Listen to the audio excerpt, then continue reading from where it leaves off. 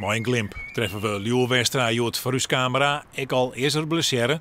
De fietser baalt behoorlijk dat er in Frankrijk afstappen moest. Maar beseft ik maar al te goed dat het volle slimmer wezen kent hier.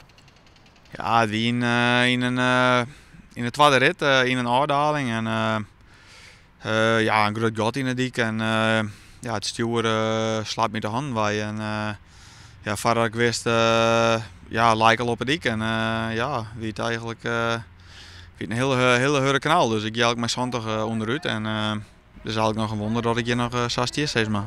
Ja, je hebt het goed. Vallen maar de fiets. Maar een snelheid van 20 kilometer in de uur. En dat zonder beschermende kleren. Dan heb je fysiek een deuk op. Maar hoe zit dat mentaal? Liuwe Westra is der nuchter oer. Het is het risico van het vak. En bij de volgende afdaling gaat het beest gewoon weer voluit. Voorzichtig gaat de Frieske hutfietser alweer even op een fiets zitten. Al had er nog wat pine. Want zijn lichaam had een flinke klap gewoon. Ze maakt juist duidelijk in het MCL in Ljout. Uit de scan kwam is dat ik wel 3 ribben een score had. Dus ja, dat is het minste steeds maar. Maar het positieve is ja, ze maar toch denken dat er niks is brutsen. En dat is wel een heel goed teken. Je Westra wat brutsen dan hier een streek zetten kan tot dit seizoen. Geen NK-tijdrijden en geen Tour de France. Gelukkig blijft die ellende besparen. Vraag is wanneer de Fries weer fit denkt te wezen.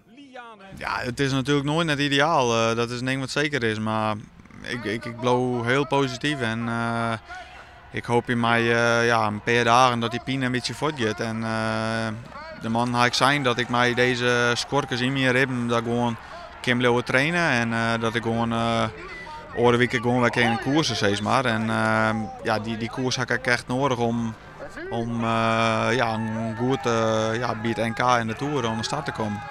9 juni in Weesum. Dan moet Westra zijn NK-titel verdienen.